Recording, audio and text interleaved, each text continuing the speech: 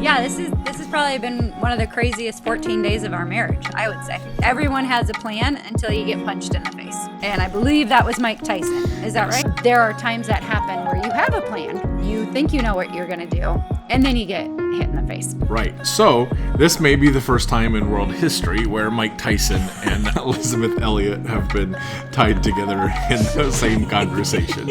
Yes. I argue that actually as soon as you get off the phone, as soon as you end the conversation, the momentum starts to fade a little bit. Invest in the future and then automate when you can. Hello everyone, welcome to another episode of Sippin Matcha and helping you make more sales, where I, Scott Greening, am your host and bring in my wife and sales trainer, sales coach, Brooke Greening, to answer anonymous sales questions. We invite you, as always, to join the conversation by submitting your anonymous sales question at buildingmomentum.info/matcha, and we'd love to feature that on a future episode. We're going to bring Brooke in, and so Hello. Welcome. It's been a couple of weeks here, hasn't it? Yeah, this has probably been one of the craziest 14 days of our marriage, I would say. Yes. So we probably. We won't bore you with all the details of our family drama, but there was a truck accident that our daughter got hit by a truck, and that she's doing remarkably well, which we're thankful to God for. But it's kind of sent us on a tailspin for a number of reasons for the last couple of weeks. And Lord willing, maybe we're coming out of it a little bit, but we're glad to be able to take a moment and sip some matcha and get Brooke into a space where she feels comfortable and confident. Well, that didn't just take back the curtain in our life completely. Well, it is who it is. So, Brooke is not feeling entirely confident about things right now. No, it's good. Anytime you have sick kiddos, it's hard, but especially this. So let's talk about the question, and it's from our own experience, but we do get this question regularly from people, or you do, and that is like, what do I do when I unexpectedly have zero time for sales? So us as small business owners and that work out of our home office and have kids and all of that, like there's always things that may ruin our best laid plans that we have. But back when you were in the corporate world, there's always crises that come up and your attention gets diverted, and all of a sudden when you thought you had more time, you have zero time, or seemingly zero time for sales. So that's our question today, Brooke. How are you feeling about it? No, I think it's a great question. I am reminded of two quotes from two drastically different people. But the first one is, the quote is, everyone has a plan until you get punched in the face. And I believe that was Mike Tyson. Is that right? That's Mike Tyson. So if that's one end of the spectrum, then... That's one end of the spectrum. Then what's the other one?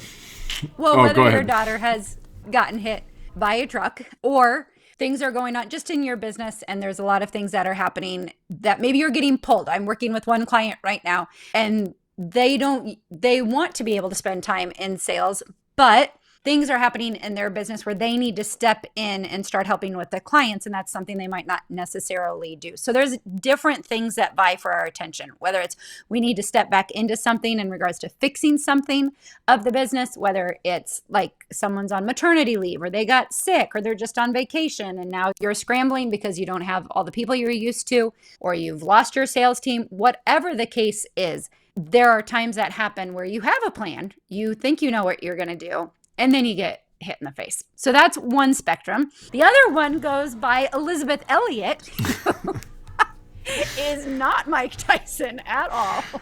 She is a Christian writer, dear soul, lovely lady. And she, quite a long time ago, was married, and her husband was a missionary, and 5 of these missionaries were all together in Peru, and they were in like the jungles of Peru. And the 5 women lost their 5 husbands. They were all killed, all on the same day. Their whole world turned upside down.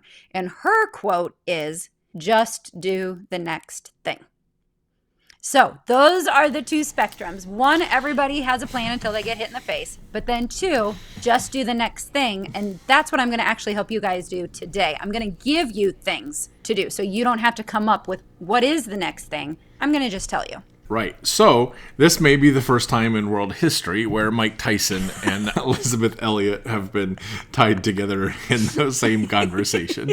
So let's just mark this historic moment with a little bit of laughter. But no, I know, like, for us again, and that sometimes when you're in the middle of a crisis, you don't even know what the next thing to do is. And so I'm sure everyone's looking forward to getting some help with this. So what are your thoughts? What are the next things that people should be doing? When we are talking about sales, I'm pulling this from my daily 5. So I have created a daily 5 to help, like, what do we do? What are 5 daily activities that we do that are generating sales? What can we do? And so I'm pulling one of them out today that we're talking about.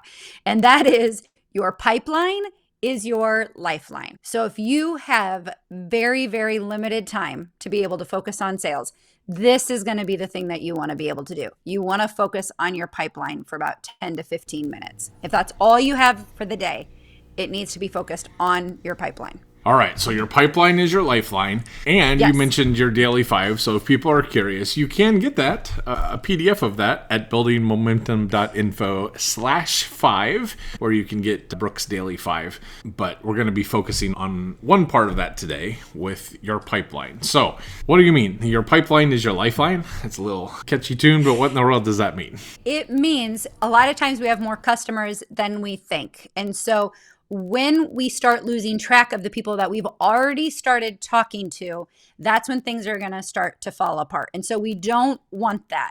So what we're talking about today is how do we continually stay focused on those who are going to buy within the first 30 days and those that are going to get ready to buy within the next 30 to 60 days.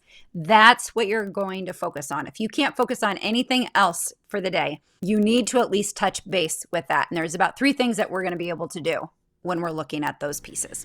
All right, so you teased it up there. What's the first thing that we can do to focus on these first group of people there? Yeah, you want to be able to do your quick reach outs to them. So especially for those who are going to be buying within these next 30 days, you want to make sure that you have a time and date scheduled that you're talking with them. That is very important. But then you want to make sure, okay, do I have a plan in regards to what we're saying? If you don't have that planned, then that's where this quick reach out is going to come into play. You have to make sure that you're staying in contact with those who are getting ready to buy within these next 30 days. So either you have it set, which is what I would highly encourage. It's what we talk about in our service framework when we talk about having effective follow-up, all of those things. But if you don't have it set, you need to get it set, because we think, oh, this is great. They're going to buy. They told me they're going to buy. If we don't stay on top of that, that's when we can start to lose sales that we really shouldn't. And that's going to start affecting our business. Yeah, so I know you often talk about this and remind yourself of that and remind us in our business and remind our kids, because lots of times when we make sales in our business, we celebrate with like ice cream or something like that. And we so do. The kids know, like, oh, mom's making a sale. We may get ice cream. But you always say, it's not a sale. Like, it's not done until, like, the contract's been signed, until there's money been delivered, until it's really done. And sometimes we can, in a crisis, think, oh, so-and-so said they were going to buy. We had it lined up and assume it's going to happen. And then it doesn't, because maybe they forgot. Maybe they had something that came up in their life or whatever the case is. And if you don't stay on top of that, you might end up losing a sale that seemed very certain and that somebody was ready to go really early. Am I understanding that right? Yes. I argue that actually, as soon as you get off the phone, as soon as you end the conversation, the momentum starts to fade a little bit. So that's why even when people are saying, yes, I'm ready to go. Yes, send me the proposal. Yes, send me the contract. We don't wait for those things. We get them done as quickly as we can. So in this instant, when things have gone kind of crazy, we're just making sure, okay, do I have a good handle on who is going to be buying within the next 30 days? And are we in contact with them and moving things forward? Because what you don't want to do is get to the end of the 30 days and you're like, whoa, whoa, whoa, whoa. What happened? Right. So we want to focus on sort of like the buy now people, the people that are ready to move forward next. That's the first principle. Then what's the second idea? So then if we're talking about those who are in like that 30 to 60 days, we want to make sure that we have tasks that are going to be assigned to them. And I know the word tasks is not super exciting, but we need to make sure, well, how are we communicating with them? What are we talking to them about? And so we need to start making sure that we have a communication set in regards to those 30 to 60, because I guarantee you, they're not going to wake up and be like, oh, I really need to talk to so-and-so. They're busy. And so it's our job to make sure we continue to stay on top of mind. So you're going to start assigning tasks. Okay, so we want to, maybe another way to say that would be like, we need to keep investing in the future. When we only have a little bit of time, you want to buy now, but then you also got to say, okay, now is only a little bit of time. And if I'm only focusing on buy now, in a few days, in a few weeks, I'm not going to have any more buy now people.